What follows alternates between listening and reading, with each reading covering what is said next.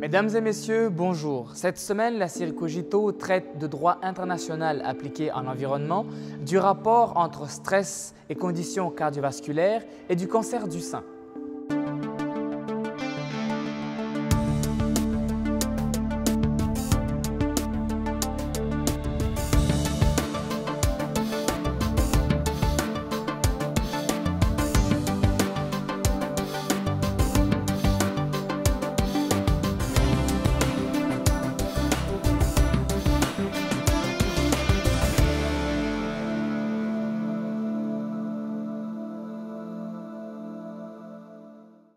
Parce que la communauté internationale se préoccupe de plus en plus de la gestion de l'environnement, une branche récente du droit international a vu le jour.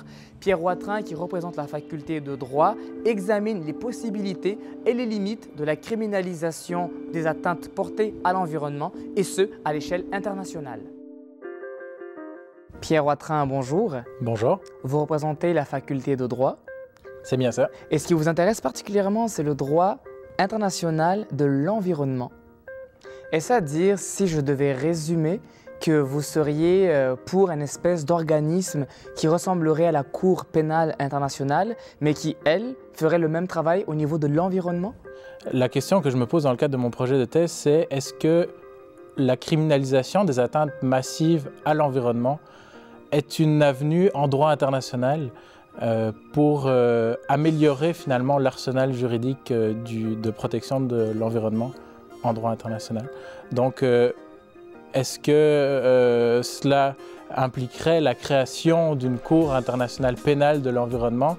Est-ce que ça impliquerait simplement l'extension des compétences de la Cour pénale internationale à des domaines en lien avec la dégradation de l'environnement, aux atteintes massives à l'environnement? Ce sont les questions que j'essaye de me poser dans le cadre de ma thèse de doctorat. L'idée de la criminalisation des atteintes massives à l'environnement en droit international commence à faire tout doucement son bout de chemin. Certains auteurs de la littérature juridique se sont déjà posé la question. L'angle que j'aimerais adopter dans le cadre de mon analyse, ce sont les effets principalement d'une telle criminalisation si, le cas échéant, elle apparaît un jour. Quand on parle de droit international de l'environnement, on ne parle pas forcément de protection d'éléments de l'environnement qui ont un aspect international. On parle simplement de problèmes environnementaux, par exemple de dégradation d'écosystèmes particuliers, d'habitats particuliers, de la sauvegarde d'espèces de faune ou de flore particulières ou d'habitats particuliers, dont la communauté internationale dans son ensemble a décidé de se saisir, sans pour autant forcément que ces habitats, ces écosystèmes, ces espèces menacées n'aient forcément un caractère international. Leur caractère international est en fait leur caractère soit biologique, soit écosystémique, soit simplement symbolique, psychologique de la communauté internationale à vouloir se saisir d'un problème environnemental. Je prendrai par exemple la Convention sur le commerce international d'espèces de faune et de flore menacées, qui est une convention internationale de nature, donc qui est signée entre différents États, et qui répertorie à l'intérieur de ces différentes annexes des espèces qui peuvent très bien n'apparaître que dans certains pays. Mais les États se sont mis d'accord entre eux, consensuellement, autour d'un traité pour protéger telle et telle espèce, même si directement, les effets directs, mettons, de la sauvegarde, de la disparition d'une espèce n'existeraient pas pour les autres États. C'est un aspect parfois symbolique, parfois écosystémique. De la survie d'une espèce dépend la survie d'autres espèces, mais les États se sont mis d'accord pour considérer que le problème constitue un enjeu global. Vous sembliez dire dans le cadre de vos recherches que votre étude est quand même assez récente, s'intéresser au droit international de l'environnement. Quels pourraient être les obstacles à une criminalisation à l'échelle internationale? Eh bien, la question est intéressante dans le sens où le droit international de l'environnement, qui fait partie du droit international public général, est soumis à un obstacle particulier et qui est inhérent à la nature du droit international. Ce principe, c'est la souveraineté des États. Les États sont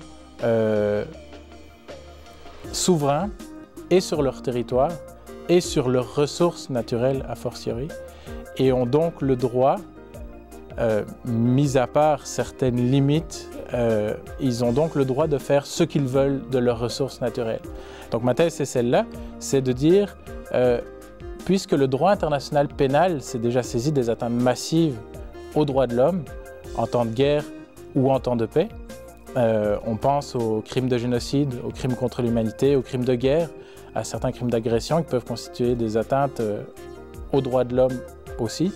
Pourquoi est-ce que le droit international pénal ne s'intéresserait pas aussi aux atteintes massives à l'environnement, qui seraient considérées par la communauté internationale comme suffisamment graves que pour pouvoir contourner ce principe de souveraineté des États et d'aller directement incriminer le comportement des individus?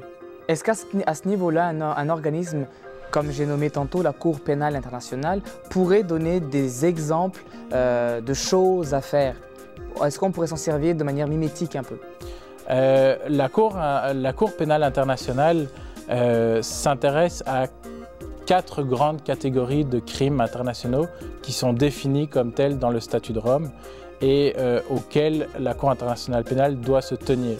Pour le moment, il n'est pas question, en dehors des temps de guerre, des atteintes à l'environnement.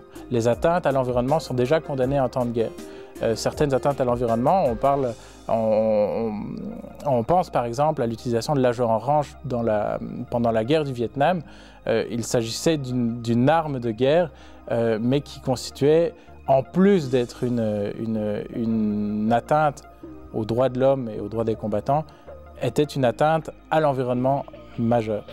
Mon angle d'approche est celui de l'analyse économique du droit, c'est-à-dire l'utilisation en fait en droit d'instruments économiques pour essayer de soit comprendre les effets de la prise d'une telle norme ou essayer, dans l'autre sens, d'examiner les conditions de viabilité de la création d'une telle norme, d'une telle criminalisation par rapport à ces effets.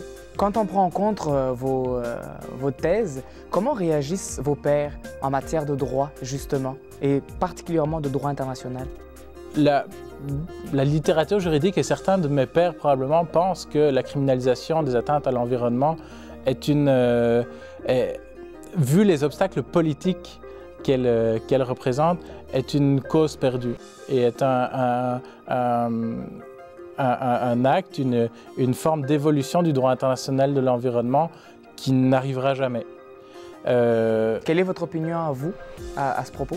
Eh bien, je constate, la littérature scientifique constate que les atteintes à l'environnement massives font de plus en plus l'objet d'une reconnaissance en droit international de l'environnement. On pense à certaines règles que certains auteurs n'hésitent pas à qualifier de normes impératives de droit international, c'est-à-dire des normes pour lesquelles on ne peut pas transiger. Cette reconnaissance en droit international de la gravité de ces atteintes à l'environnement est pour moi un signe encourageant qui va dans le sens d'une criminalisation future à court ou moyen terme. Que pensez-vous que vos concitoyens puissent retirer d'une telle réflexion? Eh bien, simplement, je veux que cette réflexion aboutisse à la réflexion des citoyens qui sont tous acteurs de changement. Pierre Watrin, merci. Merci.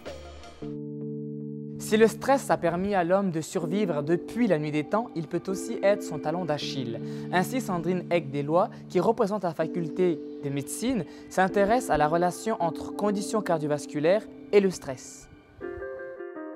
Sandrine Egg-Deslois, bonjour. Bonjour. Vous êtes à la faculté de médecine et plus précisément du département de kinésiologie. Vous avez décidé de vous intéresser au stress professionnel. Mais d'abord, vous avez manifesté le besoin d'identifier 2 types de stress. Quels sont-ils? On va parler d'un stress aigu, puis d'un stress qui peut devenir chronique. Le stress aigu, c'est une situation que tout le monde vit, vous, moi, n'importe qui, face à toute situation de la vie. Il est nécessaire, il est utile et si on n'avait pas ce stress-là, on ne pourrait pas s'adapter à nos conditions de vie. Ce qui devient problématique, c'est quand on rentre en stress chronique, ce qu'on appelle le stress chronique, c'est une phase d'épuisement. C'est-à-dire que vous avez tellement de stress tout le temps, de façon répétée, longtemps et de façon continue, que là, votre équilibre interne n'est pas capable de revenir à la normale. Donc, il y a des dérèglements physiologiques qui se font et ces dérèglements-là peuvent amener toutes sortes de maladies. On va parler des phénomènes connus de la population qui vont être la prévalence d'obésité. On dit souvent que les gens stressés sont plus gros que les gens non stressés. On va parler d'une sensation de fatigue intense. On va parler peut-être d'un caractère plus irritable, de problèmes de sommeil, c'est souvent associé au stress, etc. Donc c'est quand ce stress-là apparaît que là, il devient important de le comprendre et d'agir. En somme, deux stress, un qui est aigu, qui est normal, un autre stress qui est lui chronique, qui est plus négatif. Quel est le lien entre ce stress aigu, ce stress chronique et le stress professionnel? Le lien, en fait, existe autant au niveau du stress aigu qu'au niveau du stress professionnel. Dans nos emplois aujourd'hui, on est de plus en plus pressé par le temps. On essaye de rentrer notre charge de travail. Donc ça peut être du stress aigu si c'est ponctuel. Le stress chronique va plus avoir lieu dans des emplois où les exigences ne baissent jamais et où il y a un souci peut-être pas de performance, mais un souci de bien faire. Donc, ça m'amène aux paramédics notamment. Les paramédics sont des gens extraordinaires, mais qui font un métier qui est reconnu comme étant difficile parce qu'ils doivent réagir par rapport à des situations. Ils ne connaissent pas les situations dans lesquelles ils vont réagir. Ça fait que pendant l'emploi, ils sont toujours en état de vigilance. Et ça peut amener du stress chronique, d'être tout le temps en état de vigilance. Je rappelle que les paramédics, c'est l'objet de votre recherche, leur stress précisément. Il y a une pléthore de professions qui emmènent du stress. Pourquoi vous êtes-vous intéressé précisément à eux? C'est un concours de circonstances. En fait, quand j'ai fini ma maîtrise, on m'a proposé de travailler sur les paramédics. Le projet était déjà ficelé. Le projet d'origine traite des troubles musculo-squelettiques chez les paramédics, mais il y avait tout un volet prévalence d'obésité justement chez les travailleurs de l'urgence et potentiellement chez les paramédics de Québec. On ne savait pas si elle existait ou non, mais c'était vraiment l'objectif initial qui nous a amené à une hypothèse de stress chronique. Donc les paramédics sont arrivés, je dirais, comme un cadeau. C'était un beau cadeau parce qu'effectivement, ils vivent beaucoup de stress, mais ça aurait pu être n'importe quelle autre population. Dans le cadre de vos recherches, quand vous avez travaillé avec les paramédics, concrètement, ça s'est passé comment? Ça a été toute une aventure. On a travaillé dans le milieu, donc au sein même des compagnies ambulancières. On a été sur le terrain avec les ambulanciers, donc j'ai eu la chance, l'opportunité de monter dans une ambulance pendant un quart de travail, pendant plusieurs quarts de travail, de jour et de nuit, de les suivre pendant ce quart de travail-là, donc de vivre avec eux tout ce qu'ils vivaient. En laboratoire, on a évalué leurs conditions cardiovasculaires, c'est-à-dire leur capacité finalement à aller chercher à faire une activité physique jusqu'au maximum de leur performance. On a fait ça au laboratoire au PEPS sur ce que l'on appelle un ergocycle, qui est un petit vélo sur lequel on monte. Et là, on mesure avec un embout sur la bouche les échanges d'oxygène qui se font pendant l'effort. Donc là, on est capable d'aller chercher leur capacité à l'effort. Comment faites-vous précisément pour évaluer leur stress? On a utilisé un électrocardiogramme portatif. C'est un petit appareil que l'on met sur l'individu. Il y a une dizaine d'électrodes qui permettent d'enregistrer toutes les variations au niveau cardiaque et qui nous renseignent également sur ce que l'on appelle le système nerveux sympathique et le système nerveux parasympathique. Le système nerveux sympathique, c'est le système que vous ressentez quand vous vivez du stress. Donc, c'est l'augmentation de la fréquence cardiaque. C'est l'augmentation de la pression artérielle, même si on ne la sent pas. Et le niveau du parasympathique, c'est ce qui se passe lorsque l'on retourne au calme. Donc, c'est quand vous êtes calme dans votre fauteuil, la baisse de la fréquence cardiaque. Donc, c'est toute la mécanique derrière ça que l'on arrive à évaluer. Alors, on l'a mise sur nos paramédics pendant une journée de travail, puis pendant une journée de congé. Et on a pu comparer finalement quelle était leur réaction nerveuse comparativement à une journée de congé. Finalement, votre recherche, qu'est-ce qu'elle leur rapporte comme information précise sur eux et sur leur gestion du stress? Donc, sur eux, avec tout ce qu'on a fait, ils ont eu la chance d'avoir un bilan cardiaque, puisque tout ce qu'on a mesuré en emploi a été donné à un cardiologue qui a validé donc toutes les données.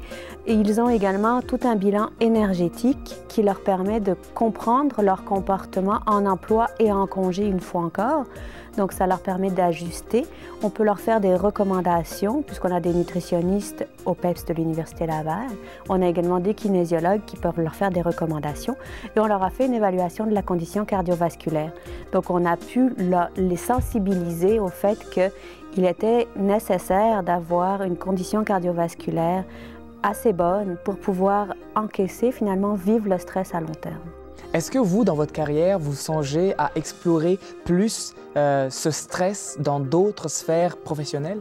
Oui, j'aimerais vraiment ça parce qu'il est sûr et certain qu'il y en a beaucoup du stress professionnel, qu'il amène énormément de maladies qui coûtent cher aux entreprises, notamment avec le taux d'absentéisme. Donc, ce serait vraiment, vraiment intéressant de pouvoir aller creuser d'autres emplois et de pouvoir comprendre ce qu'il se passe dans différents emplois. Parce que c'est sûr qu'avec les paramédics, on a une population très exposée. Ça a été relativement facile d'obtenir des résultats. Mais est-ce qu'une secrétaire, est-ce que quelqu'un qui travaille à un bureau, comment il vit ce stress puis comment ça se manifeste? Quel apport à la société ça pourrait avoir, ce genre d'études-là que vous faites? Bien, ça pourrait d'abord sensibiliser beaucoup la société, avoir, je dirais, un œil et puis un état de vigilance, de savoir s'écouter, de savoir détecter soi-même ses propres changements. Puis, comme on parle de stress professionnel, ce serait aussi au niveau des entreprises d'arriver à comprendre ce qu'il se passe dans les entreprises qui peut favoriser ou l'apparition ou le maintien de ce stress professionnel. Parce que souvent, le stress, une des tendances que l'on a, c'est de penser que c'est uniquement causé par l'individu. Mais tous les individus peuvent en vivre, même l'individu qui a la meilleure des conditions cardiovasculaires, la meilleure des habitudes de vie peut vivre du stress et ça peut provenir du milieu. Donc, ce serait aussi une chose très intéressante de pouvoir agir au niveau des milieux, détecter les facteurs qui sont à l'origine pour pouvoir prévenir. Eh bien, Madame Egg-Deloy, merci. Merci. Comment les statistiques peuvent-elles sauver la vie de femmes atteintes du cancer du sein? Martin Leclerc, qui représente la Faculté des sciences et de génie, en a fait son objet d'étude. Martin Leclerc, bonjour. Bonjour. Vous représentez précisément la Faculté des sciences et génie et le département de mathématiques et de statistiques. Exactement. Vous vous êtes penché sur le cancer du sein. On en parle beaucoup. Il y a beaucoup de recherches qui se font autour du cancer du sein. Quelle est la spécificité des vôtres? En mathématiques et statistiques, mon projet, c'est de développer des méthodes d'analyse statistique pour tester l'association entre des facteurs génétiques et le risque de cancer, cancer du sein, cancer d'ovaire, essentiellement pour ce qui est de ma thèse, là. Est-ce que ça veut dire qu'il y a des gènes qui prédisposent les individus, quand ils les ont, à développer le cancer du sein? Oui, depuis dans les milieu des années 90, il y a 2 gènes, BRCA1 et BRCA2, qui ont été découverts, là. Les femmes qui sont porteuses de mutations délétères sur l'un ou l'autre de ces gènes-là sont davantage à risque de développer le cancer du sein. Vous insistez sur le fait qu'il y ait 2 gènes spécifiques qui vont faire en sorte que les femmes qui les ont, qui naissent avec, vont développer la tumeur. Pourriez-vous nous en dire un peu plus? Le risque est plus grand qu'ils développent la tumeur. Donc, on a chacun des gènes. Et quand on parle de mutation, c'est que pour une certaine proportion de la population, ils n'ont pas les mêmes nucléotides, ils n'ont pas la même séquence génétique. Donc, la mutation, les nucléotides qui sont différents là, dans leur gène, cette différence-là fait en sorte qu'ils sont davantage à risque là, pour la maladie.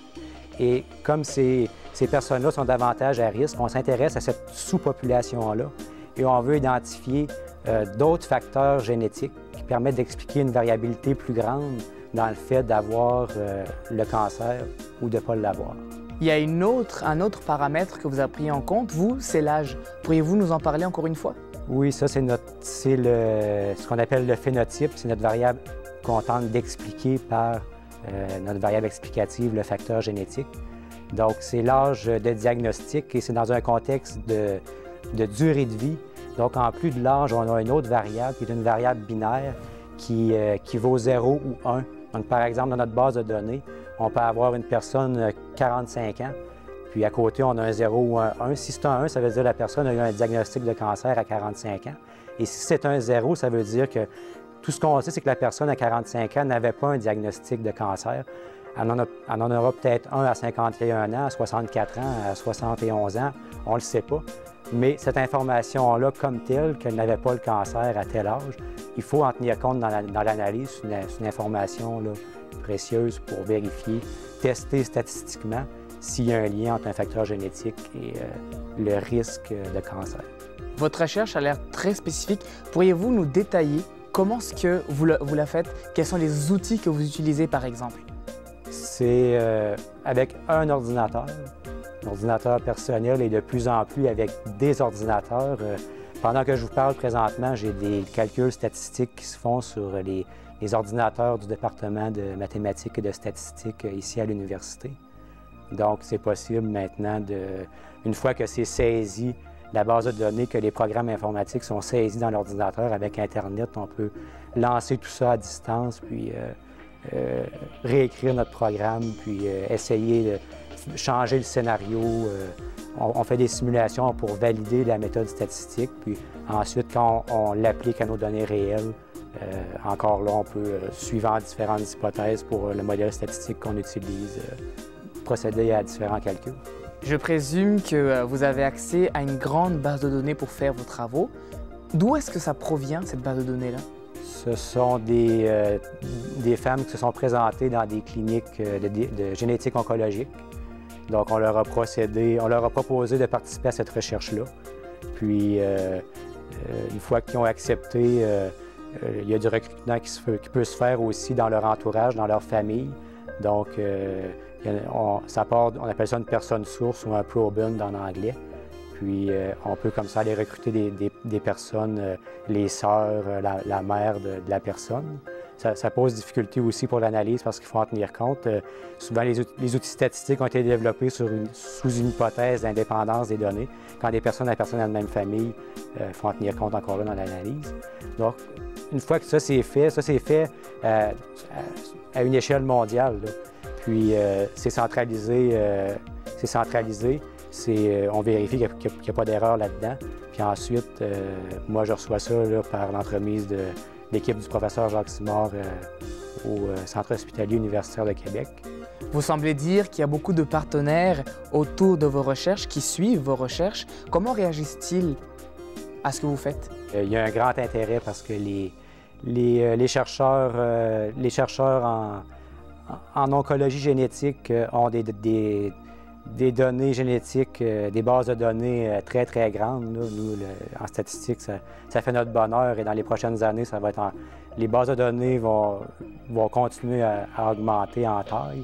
Donc, je pense que la communauté médicale est très heureuse d'avoir des statisticiens pour analyser les données parce qu'eux, ils veulent baser leurs résultats sur des données probantes, là. L'objectif, dans un horizon pas trop lointain, c'est que quand on identifie des facteurs génétiques qui modifient le risque de cancer, c'est qu'on en vienne à avoir une procédure de traitement ou de prévention qui est fonction du bagage génétique de l'individu. Ce que j'analyse le plus souvent, c'est un facteur, ça a 3 catégories. Chaque catégorie, on appelle ça un génotype. Ça peut être par exemple le génotype CC, le génotype CG, le génotype GG. Et ça correspond à des séquences ADN, c'est ça? Oui, c'est ça, une lettre, on appelle ça un nucléotide, là. Ça peut être A, C, G ou T. Puis c'est ça, on voudrait, dans un horizon pas trop lointain, c'est d'avoir, si une personne est CC versus une personne qui est CG, c'est d'adapter la procédure de traitement ou de prévention en fonction de son génotype, là. Concrètement, au niveau de l'apport, je dirais, au niveau de la société, qu'est-ce que vous espériez changer?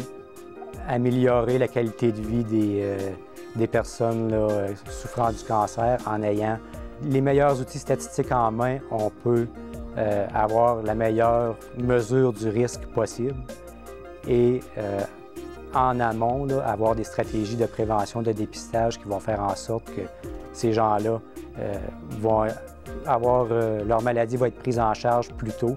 Ils vont avoir un traitement plus efficace, plus spécifique, qui va être moins contraignant là, pour elles.